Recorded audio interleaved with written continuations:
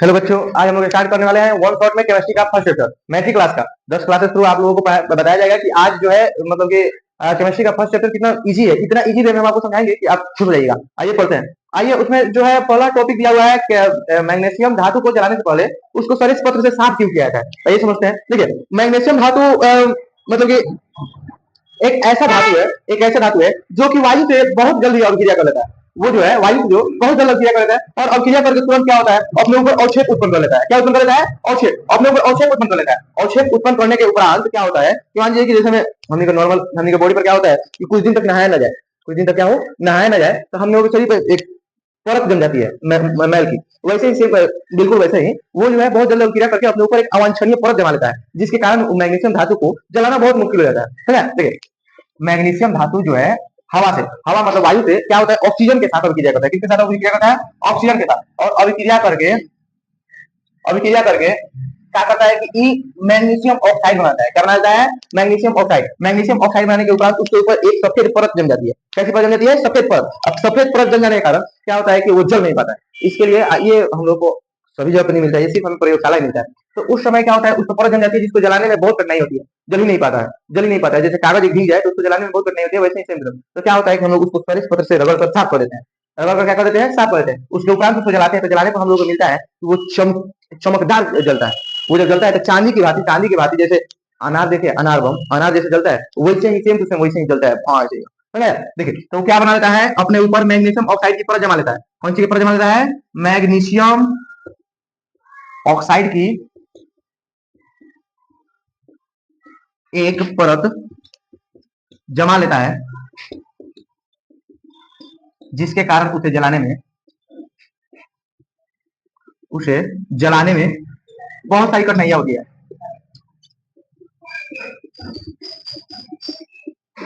बहुत सारी कठिनाइयां होती है होती है इसलिए हम उसे सरिस पत्र से क्या करते हैं, रगड़ कर साफ कर देते हैं। उसके उपरांत उसे जलाते हैं। आइए अगला टॉपिक हम लोग का क्या है, हम लोग का अगला टॉपिक। आइए, सबसे पहले हम जानेंगे कि अभिकारक और उत्पाद क्या है। बहुत इजी वे में अभिकारक क्या है और उत्पाद क्या है। देखिए, देख रहे हैं वही वाला जो सूत्र लिखे हैं, हमने समीकरण लिखे हैं, दिख रहा है ये वाला समीकरण है ना। अभिकारक है, उत्पाद है। अभिकारक कौन है? जो रासायनिक अभिक्रिया में जो भाग लेता है, रासायनिक अभिक्रिया में क्या होता है, भाग लेता है, वो है अभिकारक। क्या है? अभिकारक है। और अभिक्रिया के उपरांत जो बना के उत्पन्न करता है उसे उत्पाद कहते हैं। आइए समझते हैं। वे तत्व जो रासायनिक अभिक्रिया में भाग लेते हैं, उन्हें क्या बोलते हैं? तो उन्हें बोलते हैं अभिकारक। तथा अभिक्रिया के उपरांत फलस्वरूप प्राप्त पदार्थ को क्या बोलते हैं? क्या बोलते हैं? उत्पाद बोलते हैं। क्या बोलते हैं? उत्पाद। और इसे क्या बोलते हैं? अभिकारक। अभिकारक। प्रॉब्लम नानू, चलो आगे देखा जाए।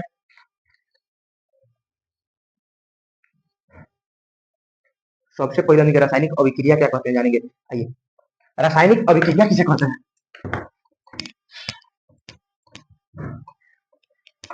रासायनिक अभिक्रिया किसे कहते हैं? जब कोई पदार्थ, आइए हम ये परिभाषा समझते हैं। जब कोई पदार्थ अकेले या अपने किसी मित्र जब कोई पदार्थ अकेले या अपने किसी मित्र के साथ, मतलब अपन समझिए के साथ, जब कोई पदार्थ अकेले या किसी अन्य तत्व के साथ अभिक्रिया करके कोई कोई नया पदार्थ बनाता है, कोई नया यौगिक बनाता है, उसे क्या बोलते हैं? रासायनिक अभिक्रिया। फिर समझिए, जब कोई अकेले तत्व या यौगिक अभिक्रिया करके उसके उपरांत कोई नया तत्व या यौगिक का निर्माण करता है, तो उसे क्या बोलते हैं? रासायनिक अभिक्रिया। जैसे में NaOH प्लस HCl, देखिए हमें कौन सी बन रहा है, तो Na जो है NaCl के साथ अभिक्रिया कर लेगा, NaCl अलग हो जाएगा, प्लस HHO मतलब ये जो है क्या बोलते हैं, उदासीकरण अभिक्रिया का एक उदाहरण है। मैं समझिए, सब तो रासायनिक अभिक्रिया ही है। तो ये क्या होगा कि दो यौगिक है और दोनों यौगिक क्या हुआ है, अभिक्रिया करके एक नया यौगिक निरक्ष छाट दिया, एक नया यौगिक निरक्ष छाट दिया, है ना। तो जब कोई नया रासायनिक अभिक्रिया मतलब हो गया जब कोई नया, उसको फिर से हम उस अवस्था में नहीं ला सकते, इसका कितना मिला लिया जाए ये अवस्था में नहीं आएगा। जब कोई नया तत्व बन जाए, नया यौगिक बन जाए, उसे बोलते हैं रासायनिक अभिक्रिया। समझा? चलो आगे बढ़ते हैं।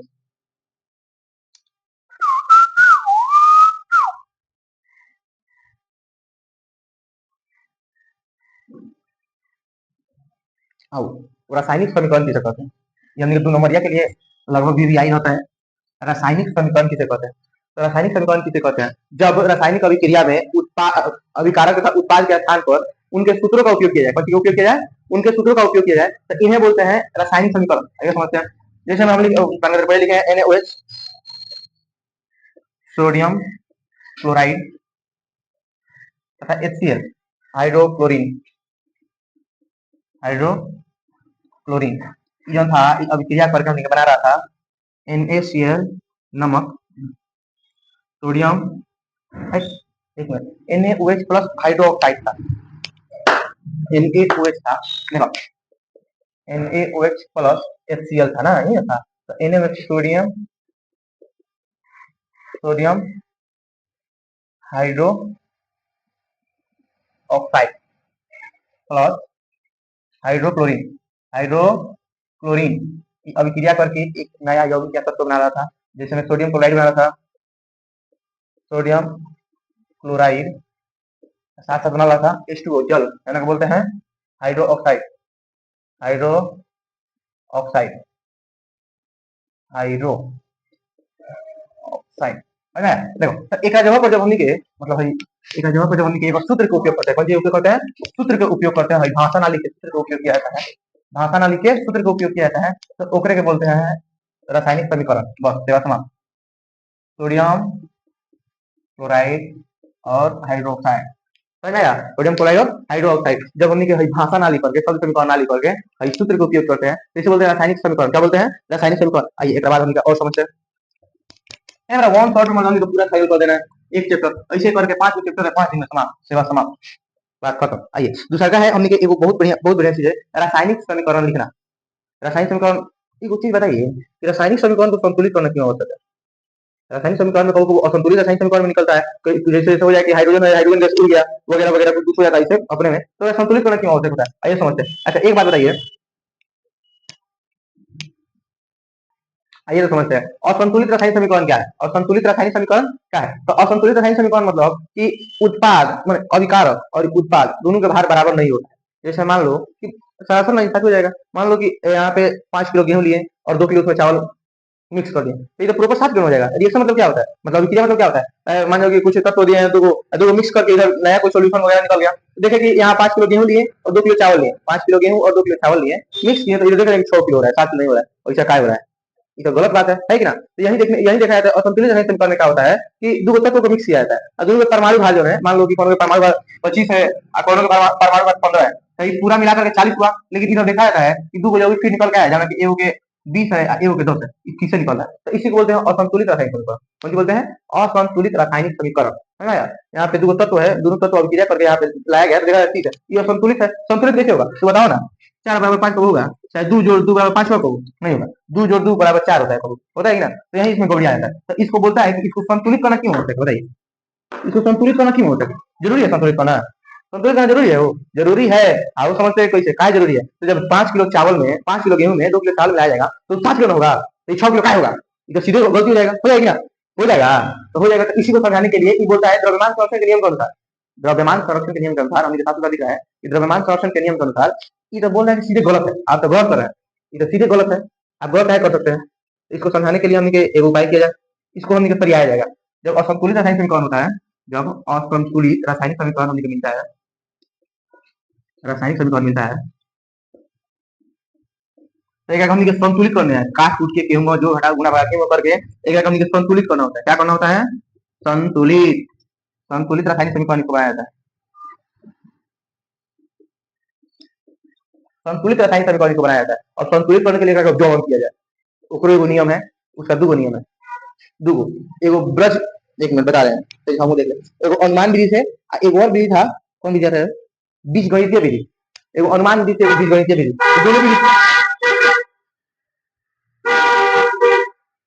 सही था। कोचिंग का साइड में जो है वही हल्ला गुल्ली होता है, गाड़ी वगैरह आता है ना तो दिमाग खराब हो जाता है, कोई बात नहीं है। देखो असंतुलित रासायनिक समीकरण के सुधारने का दूगो तरीका है, एगो अनुमान विधि, एगो अनुमान विधि आ एगो बीजगणितीय विधि, ठीक, तो हम दोनों विधि जानेंगे। देखो अनुमान विधि का मतलब कि अपने हिसाब से देखे कि केने कम बेस लग रहा है, मतलब हेने ज्यादा है हेने कम है, एक आंकड़ा आकलन में लाया जाता है, ई थोड़ा लम्हा है, ये लंबा प्रोसेस होता है। अब बीजगणितीय विधि से एकदम इत्मीनान से आसानी से बन जाएगा, तो नहीं कहा है ना हमने जो आसान लगेगा वही ना बनाया जाएगा। अभी समय थोड़े क्लास को समय चल रहा है, जितना जितना हो सके गेन कर लिया जाए कम से कम समय में ना। चलो तो एक अनुमान विधि छोड़ो, बीजगणितीय विधि नहीं पढ़ा, रुक जाओ पहले दो क्वेश्चन उठा ले। असंतुलित रासायनिक समीकरण, जितन SO4H2 है ना, देखो एम जी प्लस O2 आ रहा है MgO। देखो गलती क्या है कि ना, हमसे धोखा है कि ना। देखो Zn Zn SO4 H2 ये तो सही है।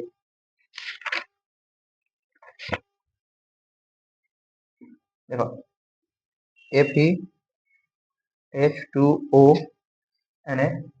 Fe3O4 plus H2। देखो ना नहीं साथ में क्या, देखो गलती है क्या हो। देखो Mg दिया है, Mg इधर दिया है, O2 दिया है, O एक दिया है, गलती है कि ना। इसको तैयार कर जाएगा। देखो NO2 से गुना कर देना, O2 से गुना कर देना। देखो हो गया, दो Mg हो गया, दो Mg हो गया, O2 है, O2 हो गया।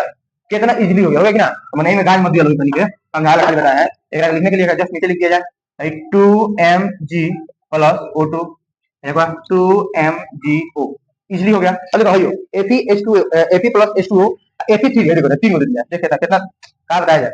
Fe3 हो दिया, O चार गो है, O एक गो है। चलो सर आ जाओ। सबसे पहले Fe3 गो है, तीन ऊपर दो, तीन Fe हो गया, तीन Fe हो गया। उसके बाद चार H2O, चार H2O, चार दूनी आठ। ऐ में गाड़ दिया जाए, कितना बोका है हम लोग। सोनिया को बता नहीं रहा था ना।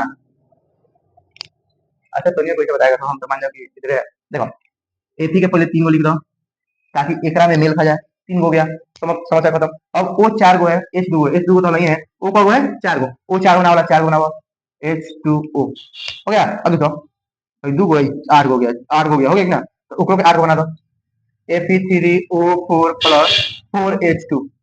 बात खत्म। अनुमान विधि से एम एस दो नंबर ठीक आएगा तो आएगा तो आएगा, दो नंबर भी आ सकता है, चार नंबर आ सकता है, लेकिन आएगा। अब समीकरण को संतुलित करना क्यों हो सकता है, साथ साथ उसमें क्वेश्चन असंतुलित साइन समीकरण दिया जाता है जिसको संतुलित करना होता है। हम ये ठीक देखो ये हो गया संतुलित साइन समीकरण, अनुमान विधि हो गया, खत्म हो गया। ओकरा बाद चलेगा हमनी के आगे रसायन समीकरण भौतिक अवस्था के संकेत। ठीक है हाँ देखो अब अगला टॉपिक है संयोजन विधि।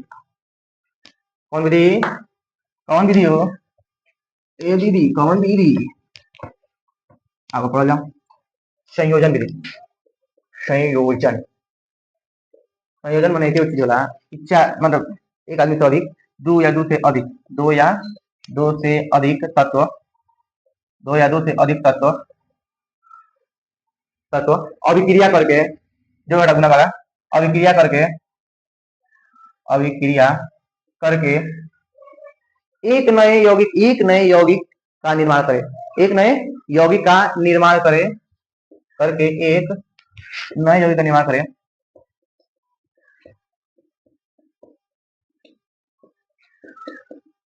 उसे संयोजन अभिक्रिया कहते हैं।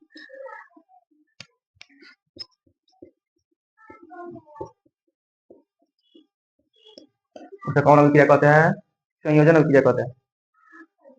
देखो तो जैसे में दो तत्व निकले लोगे 2Mg plus O2, 2MgO, 2MgO। देखो दो तत्व था, दोनों अभिक्रिया करके एगो बन गया है, यौगिक बन गया है, समझ आया कि संयोजन अभिक्रिया एकदम इजी। अब अभी के बाद पढ़ना है वियोजन अभिक्रिया। एक मिनट, उष्माक्षेपी रासायनिक अभिक्रिया, उष्माक्षेपी रासायनिक अभिक्रिया। देखो ये अक्सर पूछ देता है, तो उष्माक्षेपी में कौन सी होता है, उष्मा उत्पन्न होता है, अभिक्रिया के साथ साथ उष्मा उत्पन्न होता है, अभिक्रिया के साथ साथ कौन चीज उत्पन्न होता है, कौन चीज होता है, उष्मा, उष्मा उत्पन्न होता है। जैसे में चूना देखा है, एवं ठेठ भाषा में पढ़ा जाए, चूना देखा है लोग, चूना बनाता हुआ चूना, जो सूती बेचता है लोग चूना बनाता है, चूना बनाता है तो क्या करता है, उसमें चूना पत्थर पे डाल देता है, उसके ऊपर उसमें पानी डाल देता है, पानी डाल देता है, मिला देता है खूब। कुछ देर बाद क्या होता है कि पनिया और चुनुआ के चूना पत्थर जो है अभिक्रिया करके चूना में परिवर्तित हो जाता है, बुझा हुआ चूना में, चूना में बुझा हुआ चूना में परिवर्तित हो जाता है। ठीक, और साथ साथ उष्मा भी उत्पन्न करता है, और आसपास देखो भट भट मारता है, पूछिए वो लोग से विश्वास नहीं करना पड़ता ना, तो आप विश्वास करिए ना। वो भर भर मारता है, आज हम क्या नाम है डिब्बा में रखा है तो डिब्बा गर्म हो जाता है ना यार, वो डिब्बा गर्म हो जाता है, इस डिब्बा गर्म हो जाता है। तो ये है उष्माक्षेपी रासायनिक अभिक्रिया जहाँ में उष्मा उत्पन्न होता है। कौन चीज उत्पन्न होता है, कौन चीज उत्पन्न होता है, उष्मा, उष्मा उत्पन्न होता है, उसे बोलते हैं उष्माक्षेपी रासायनिक अभिक्रिया। समझ में आया। चलो एक बार वियोजन अभिक्रिया, वियोजन अभिक्रिया,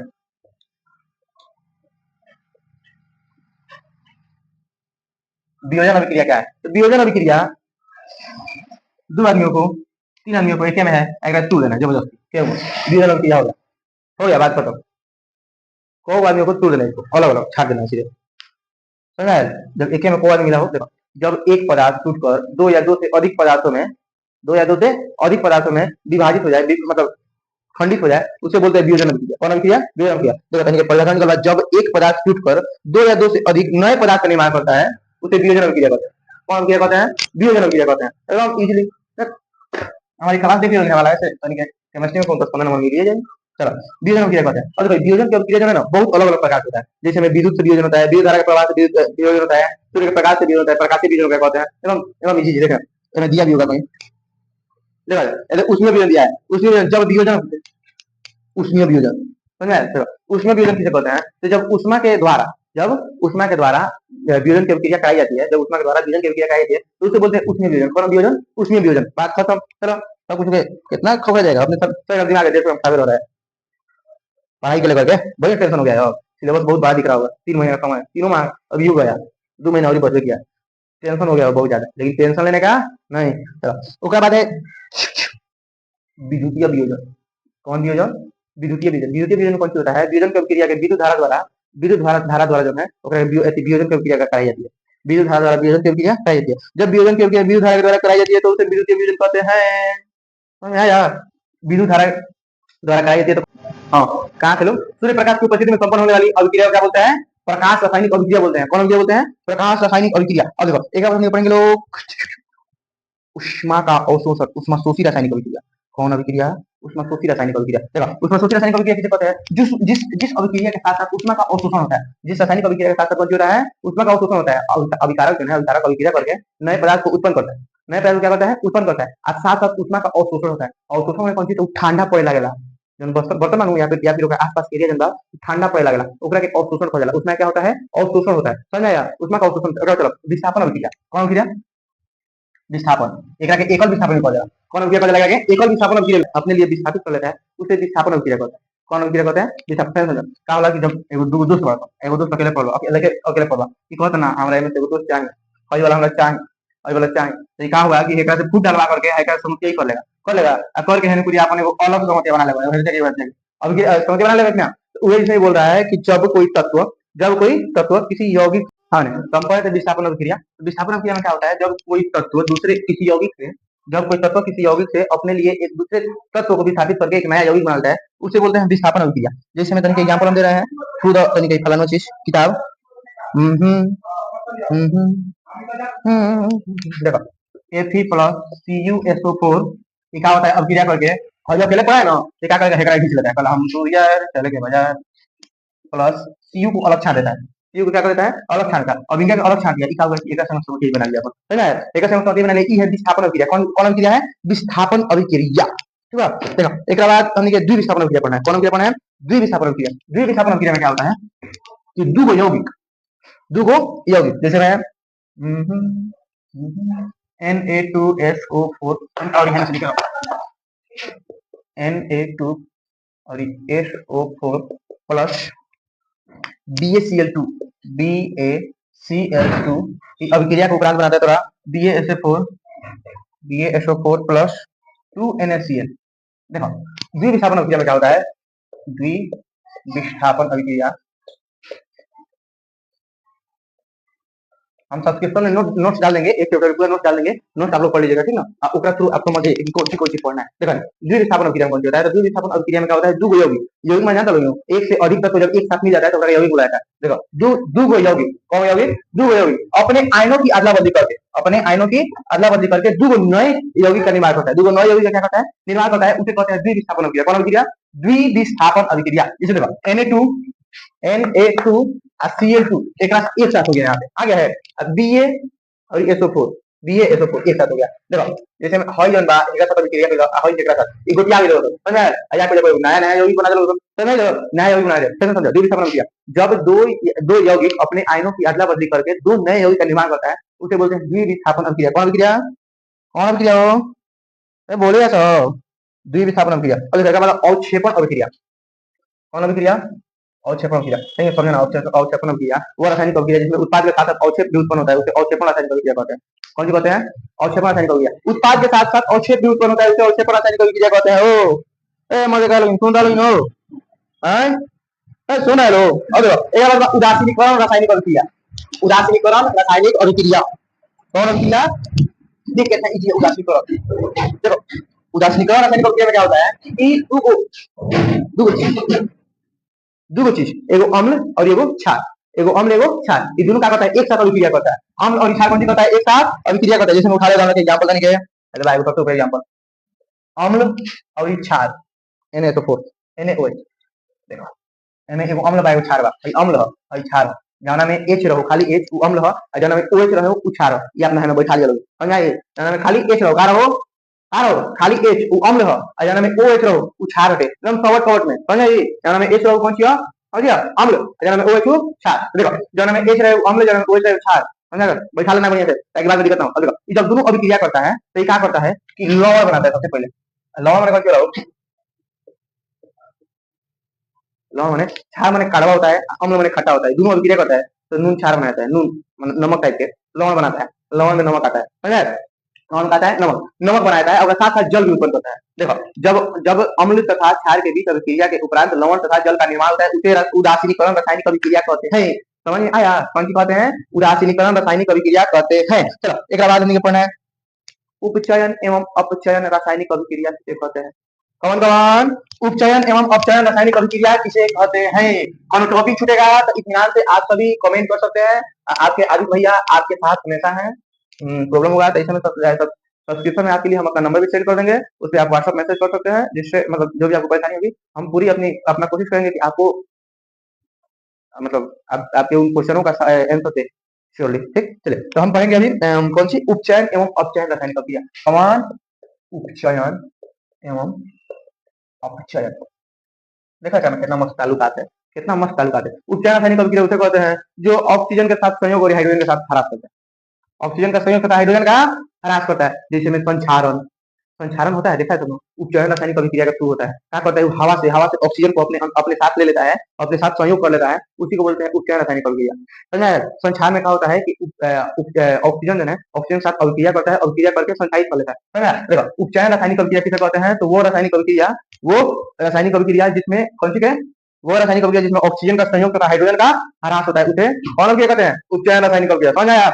अपचयन बिल्कुल एक विपरीत, अपचयन किसे कहते हैं तो एक बिल्कुल विपरीत। इसमें क्या होता है हाइड्रोजन का संयोग होता है, हाइड्रोजन क्या होता है संयोग होता है, हाइड्रोजन से मिलन होता है, ऑक्सीजन से दूर भाग जाता है। ऑक्सीजन को बोलता है कि साइड हटो हम तू यार ना, हाइड्रोजन का ऑक्सीजन कौन होता है ह्रास होता है, कौन होता है ह्रास। समझ आया। जैसे एग्जांपल में एक आदमी उठा ला जाओ तनिक को दे कौन हटे रासायनिक उपचयन रासायनिक अभिक्रिया है कि अपचयन रासायनिक अभिक्रिया, कोई दिक्कत नहीं ना। चलो देखो उपचयन किने गया हो, उपचयन के लिए उठाओ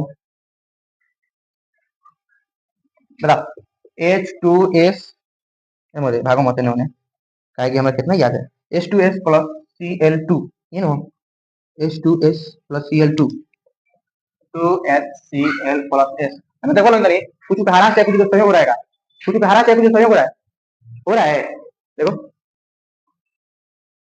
ना देखो हम दिखाओ देखो देखो हाइड्रोजन दो बा है हाइड्रोजन का होगा देखिए सब कब हाइड्रोजन और ये को हाइड्रोजन दो है लेकिन है को उठ के को चला आया आ गया ये को हाइड्रोजन का ह्रास हुआ है, परमाणु का ह्रास हुआ होगा समझ में एक साथ मिल गया ओकर ह्रास हुआ है। कौन सी हुआ है ह्रास, ह्रास कौन सी होता है हाइड्रोजन का ह्रास कौन सी होता है उपचयन रासायनिक अभिक्रिया में, कौन सी में उपचयन रासायनिक अभिक्रिया में हाइड्रोजन का ह्रास होता है। आराम से देख बता सकते हैं कि ऑक्सीजन का संयोग हो रहा है ह्रास हो रहा है जैसे हाइड्रोजन वाला Mg2 Mg प्लस O2 एमे तनी बताओ तो हाइड्रोजन का संयोग होता है कि ह्रास, ये हम ना बताए हैं तनी होता है बताओ एमे कौन सी होता हाइड्रोजन ऑक्सीजन का संयोग होता है कि ह्रास होता, ऑक्सीजन के इसमें संयोग हो रहा है कि ह्रास हो रहा है ना समझाई हम समझाते हैं। देखो ऑक्सीजन यहाँ पर दो था एक हो गया तो ऑक्सीजन का ह्रास हो रहा है, ऑक्सीजन कौन हो रहा है कौन हो रहा है ह्रास, ऑक्सीजन का ह्रास हो रहा है। जब ऑक्सीजन का ह्रास होता है तो ऑक्सीजन का ह्रास अपचयन होता है, कौन सी होता है कौन सी में अपचयन रासायनिक अभिक्रिया में ऑक्सीजन का ह्रास होता है। यानी क्या है बोला ना नोट्स दे देंगे, नोट्स के साथ साथ अपन अपन अपन मतलब सामने रख के वीडियो देख लो ताकि ज्यादा मजा आएगा। समझ आया। देखो तो इसमें ऑक्सीजन का ह्रास हो रहा है दोनों पैराबोलम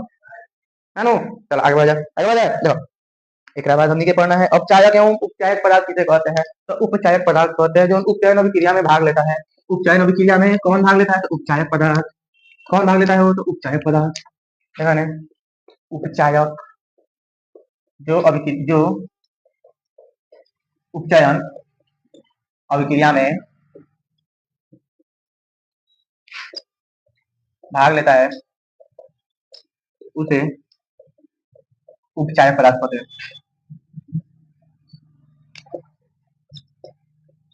और अपचायक पदार्थ किसे कहते हैं? संग संग अंतर है बस उ के अपचायक पदार्थ किसे कहते हैं?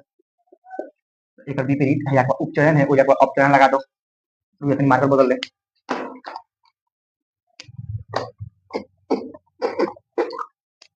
जो अपचयन अभिक्रिया में, ये मार्कर रुक दे रहा है, जो अपचयन अभिक्रिया में, अब अपचयन अभिक्रिया में भाग लेता है उसे अपचायक पदार्थ कहते हैं। कौन पदार्थ कहते हैं?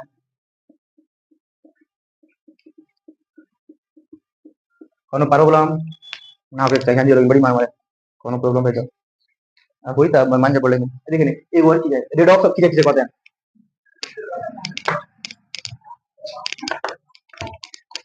कौन अभिक्रिया? रेडॉक्स अभिक्रिया किसे कहते हैं? रेडॉक्स अभिक्रिया देखो, उपचयन तथा अपचयन अभिक्रिया का संयुक्त रूप से रेडॉक्स अभिक्रिया कहा जाला। इनको समझ लगे, उपचयन और अपचयन का अभिक्रिया बाटे कबो कबो संयुक्त रूप से माने एक साथ घट जाला, एकरा संयुक्त रूप से कहा जाला रेडॉक्स अभिक्रिया। कौन सी? रेडॉक्स अभिक्रिया। समझ में आया? देखो कबो कबो क्या होता है कि जैसे मैंने एग्जांपल दिया CuO प्लस H2 है, देखो Cu प्लस H2O, देख रहे हैं aqua से O हरास करके एक साथ मिल रहा है, मिला कि ना? देखो तो हाँ, ऑक्सीजन के संयोग हो रहा है, हरास में हो रहा है, aqua से ऑक्सीजन के संयोग होकर के जा रहा है, aqua से संयोग हो रहा है, ये हो गया उपचयन। हाँ देखो देखने को बात कौन करूँगा,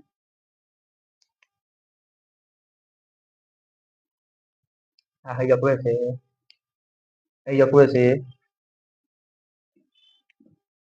ऑक्सीजन, एक मिनट हम समझ लेते समझाएंगे समझ आएगा ना। देखो CuO से Cu आ रहा है, ऑक्सीजन को यहाँ पर गायब हो गया, तो गायब हो गया मतलब संयोग में हरास हुआ है, ऑक्सीजन के हरास कौन में होता है? तो अपचयन रासायनिक अभिक्रिया में होता है, जानता है? ऑक्सीजन के हरास अपचयन में, ऑक्सीजन का संयोग उपचयन में, कौन में? उपचयन में। उपचयन में ऑक्सीजन का संयोग होता है, अपचयन में हाइड्रोजन के संयोग होता है। तो ऑक्सीजन के हरास हो रहा है, हम देख रहे हैं ऑक्सीजन क्या हो रहा है? हरास हो रहा है, जब हरास हो रहा है तो अपचयन हो गया, अपचयन और उपचयन दोनों एक साथ हो रहा है, संयुक्त रूप से कौन बोलता है? रेडॉक्स अभिक्रिया। कौन अभिक्रिया? रेडॉक्स अभिक्रिया। कौन अभिक्रिया? वो कौन अभिक्रिया? रेडॉक्स अभिक्रिया। कौन दिक्कत? चलो अब के बाद हम पढ़ेंगे संक्षारण। संक्षारण उपचयन अभिक्रिया के सहारे कुछ अभिक्रियाएं होती है जिन्हें कौन बोलता है ना, बस बोलता हूँ नहीं अब है ना। संक्षारण रासायनिक अभिक्रिया। कौन अभिक्रिया? संक्षारण रासायनिक अभिक्रिया ना। संक्षारण किसे कहते हैं? देखो क्या होता है कि जब धातुओं के पदार्थ के साथ वायु की, जब धातुओं के साथ न वायु की उपस्थिति में कोई पदार्थ, जब धातु के इतना कंफ्यूज है देखने, हाँ सर मैंने कहा बताया था। संक्षारण वह रासायनिक प्रक्रिया है जिसमें धातुएं वायु, नमी या अम्ल से अभिक्रिया कर अवांछनीय पदार्थ बनता है। संक्षारण किसे कहते हैं? तो संक्षारण वह प्रक्रिया है जिसमें वायु क्या धातु जन बाटे ना, धातु धातु क्या करता है कि वायु में जो नमी है, जो तनी बूंद रहला, तनी जान तो बोलिए हमारे ख्याल से, तो जो बूंद रहता है वो बूंद के साथ क्या करता है कि अपने ऊपर अभिक्रिया करके एक परत जमा लेता है। कौन जमा लेता है? परत जमा लेता है। जैसे हम देखो घर के गेट में अगर पेंट ना कर जाला तो ऊपर एगो हमें क्या घिसने वाला बन जाला, मतलब छूने पर लोहा लगता है जाए लोहा खत्म हो गया, लोहा जल रहा है, खराब हो गया, देखा है? तो खराब में लोहा जो है ना संक्षारित हो जाता है, तो वायु जब नम वायु है ओकरा साथ अभिक्रिया करके वो अवांछनीय पदार्थ बना लेता है। कुछ बना लेता है, अवांछनीय पदार्थ बना लेता है, जिसके कारण उसको वो संक्षारित हो जाता है। आई खाली लोहा के समय ना होला, सब धातु के साथ होता है, सब धातु के साथ। जैसे हम देखे लोग घर हर एक दीपावली में निकलता है कहीं के पीतल के बर्तन निकलता है, हर एक दीपावली पीतल के बर्तन निकलता है, देखा हुआ सब कि ओकरा के नींबू से रगड़ रगड़ रगड़ रगड़ के साथ किया जाता है, नींबू से, काहे कि ओकरे ऊपर एगो भूरा कलर के, ओकरा ऊपर एगो भूरा कलर के परत जम गया रहता है, समझ में आया? वो संक्षारित हो गया रहता है, समझ में? क्या हो जाता है? संक्षारित। अब देखो इस संक्षारण की अभिक्रिया चूंकि ऑक्सीजन के संयोग के साथ होता है, तो इसे उपचयन अभिक्रिया भी कहते हैं। इसमें उपचयन अभिक्रिया की सहायता होती है। देखो अब इसके बाद है विकृत गंधिता। विकृत गंधिता, हम तो भाई खेत बिहारी हैं, हम तो सब जानते हैं। हाँ देखो हम घरे जब भात बसिया हो जाता है, घरे कौन सी होता है? भात बसिया, तो फेंक दिया जाता है, बसिया होता क्या है? पूछने वाला बात है कि ना, भात बसिया होता क्या है? तो देखो ये जो मानो जितना वसा तथा तेल से बने खाद्य पदार्थ है, मतलब जितना तेल से छानल छुनल बनावल पानी वगैरह मिलावल खाना बने, ये सब की एगो नियत समय हो रहा, वो धीरे धीरे जैसे बना के रखा जाएगा, वो धीरे धीरे वायु के साथ संपर्क में आने लगता है, अपने साथ अभिक्रिया करना शुरू कर देता है। क्या करना शुरू कर देता है? अभिक्रिया करना धीरे धीरे धीरे धीरे शुरू कर देता है, अभिक्रिया करके एक दिन में पूरा खत्म हो जाता है, समझ में? ओके कहला विकृत गंधिता। विकृत गंधिता किसे कहते हैं? तो वसा तथा तेल से बने खाद्य पदार्थों में, वसा तथा तेल से बने खाद्य पदार्थों में क्या मिलो पदार्थों में उपचयन की क्रिया के कारण अरुचिकर गंध या स्वाद का उत्पन्न होना ही विकृत गंधिता कहलाती है। ठीक है। वसा तथा तेल से बने खाद्य पदार्थों में उपचयन की अभिक्रिया एवं ऑक्सीजन का संयोग होता है। उपचयन की अभिक्रिया के उपरांत अरुचिकर मतलब जो अच्छा ना लगो वो अरुचिकर गंध तथा स्वाद का उत्पन्न होना कौन का हो विकृत गंधिता कहलाता है। समझ में आया? एक बार चलो एक बार हम टॉपिक दहन। दहन किसे कहते हैं? दहन किसे कहते हैं? है ना? तो दहन कौन सी? दहन जो लकड़ी जला अपने दहन कहा जाला। ठीक है? देखो लिखो देखो क्या पढ़ लो क्या कह चाहता। दहन का अर्थ है जलना। हां, दहन का अर्थ क्या है? जलना। जौन पदार्थ जलते हैं दहनशील पदार्थ कहते हैं। तनी को जानते लोग जानते नहीं। ठीक है? आ जो ना जला गया दहनशील पदार्थ कहा जाला। समझ में? देखो जैसे में लकड़ी ले लो, लकड़ी जल जलेगी ना तो दहनशील पदार्थ है। समझ में? ईंटा ले लो, ईंटा जलाएगा तो जलेगा? नहीं जलेगा। तो अदहनशील पदार्थ है। समझ में? एक साथ साथ एक और टॉपिक मजेदार टॉपिक है। ज्वलन ताप किसे कहते हैं?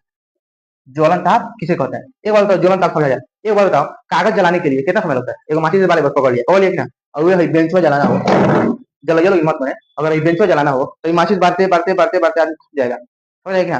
एक कुछ देर तक में आग लगले रह जाएगा, कुछ देर तक रखा जाएगा तो अब जाके धीरे धीरे सुलगना शुरू करेगा।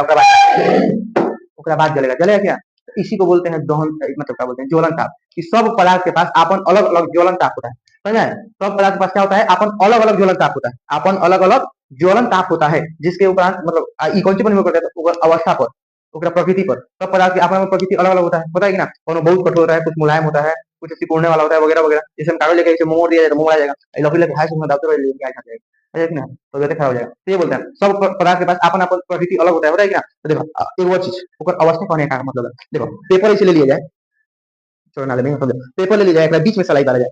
हमने कहीं कॉमन चीज देखे हैं घर पे, बीच में सलाई डाली तो कुछ देर के बाद ही जलना शुरू करता है ना? अगर कौन तो बारह तुरंत फांस निकल पकड़ लेगा क्या? तो इसे बोलते हैं उसकी अवस्था। पदार्थ का जलना ज्वलन ताप जो है वो प्रकृति और अवस्था पर निर्भर करता है। कौन निर्भर करता है? प्रकृति और अवस्था पर निर्भर करता है। कौन दिक्कत? अब आगे पहले दहन के लिए कितने आवश्यक करते हैं? दहन के 3 आवश्यक करते हैं। सबसे पहला दहनशील पदार्थ का होना, मतलब जो जर वही चीज ईटा ले आकर रख लेना ना जलेगा। दहन की क्रिया नहीं होगा। दहन के लिए आवश्यक करते 3 वो है दहनशील पदार्थ का होना, ज्वलनशील ताप जहाँ पर जल जाए, जलना प्रारंभ होता है उतना चाप चाहिए होगा। एक और बहुत जरूरी चीज है ऑक्सीजन, हवा। समझ में आया? कौन चाहिए? हवा। सबसे जरूरी चीज चाहिए हवा। हवा नहीं रहेगा तो नहीं जलेगा। ऑक्सीजन नहीं रहेगा तो कौन भी पदार्थ नहीं जल सकता है। समझ में आया? एगो का कहिए इनको अगर प्रेशर को हमारा विश्वास नहीं तो गिलास ले लियो, गिलास एगो नीचे का कहिए कि कोनो कागज कागज जला के रख दियो और तुरंत रख दियो। देखिए कुछ देर बाद तुरंत बुझ जाएगा। समझ में? सीधा गिलास रखना ताकि दिख सके। कुछ देर बाद ही देखा जाएगा बुझ जाएगा। काहे काहे कि ओकरा बीच में जितना ऑक्सीजन था ऑक्सीजन को कार्बन डाइऑक्साइड में बदल दिया। कोनो भी पदार्थ जलता है तो जलने के बाद कार्बन डाइऑक्साइड में बदल देता है। समझ में? तो कार्बन डाइऑक्साइड में बदल जाएगा। कोई दिक्कत नानू? चलो आगे पढ़ा जाए। अब देखो अब देखो ये बोल रहा है कि क्या बोलो ज्वाला के मुख्यतः कितने क्षेत्र होते हैं? ज्वाला के 4 क्षेत्र होला। मोमबत्ती एगो ले लिया जाए, मोमबत्ती जलाया जाए। हैं मोमबत्ती में मोमबत्ती में एगो बत्तिया बा, बत्तिया जलाया जाएगा तो देखा जाएगा कि 4 प्रकार से जलता है। देखो ये 4 प्रकार भाग होता है। कौन कौन? सबसे नीचे वाला भाग होता है नीला कलर का। ध्यान दिया लोगे? सबसे नीचे वाला भाग होता है नीला कलर का। काला कलर का? नीला कलर का होता है। नीला क्षेत्र ओकरा नीला क्षेत्र बोला जाता है। ओकरा जस्ट ऊपर होता है काला क्षेत्र। ब्लैक कलर का क्षेत्र होता है काला क्षेत्र। ओकरा जस्ट ऊपर होता है कौन क्षेत्र? दीप्त क्षेत्र। कौन क्षेत्र? दीप्त क्षेत्र। जो कि प्रकाश उत्सर्जित करता है। कौन क्षेत्र होता है? दीप्त क्षेत्र। प्रकाश उत्सर्जित करता है, कहीं कहीं लाल जलता है। समझ में? और सबसे ऊपर वाला अदीप्त क्षेत्र। कौन क्षेत्र? अदीप्त क्षेत्र। अदीप्त क्षेत्र। समझ में? क्योंकि जलना जलने के ऊपर सबसे लास्ट वाला भाग है अदीप्त क्षेत्र। समझ में? एक बड़ी चीज हम सब जानता है कि जहां दिया रहला नीचे में जो ना रहला। समझ आइए? हां तनी बढ़िया से छाया में लगे ऐसा ना हो कि तनी के थोड़ा चलो आगे बढ़ जाओ। ठीक देखो तो ये हो गया 4 क्षेत्र होता है दिया का कि दिया के बहुत है प्रकाश के। समझ में? प्रकाश ना ज्वाला के कितने क्षेत्र होते हैं? 4। कौन क्षेत्र होता है? 4। कौन? नीला, काला, दीप्त क्षेत्र और अदीप्त क्षेत्र। कोनो दिक्कत नानू? नानू अच्छा एगो तो क्वेश्चन बटे अपन सोच लिया लोगी, कमेंट करिए लोगी। अगर अगर पता चल जाए तो बताना। बताना यही है कि मोमबत्ती में कौन चीज जलता है? मोमबत्ती में कौन चीज जलता है? बत्ती जलता है कि मोम जलता है? है ना यार? मोमबत्ती में कथी जलता है? मोम जलता है कि बत्ती जलता है? ये तोनी के बताओ हमरा ना कमेंट करिए लोगी।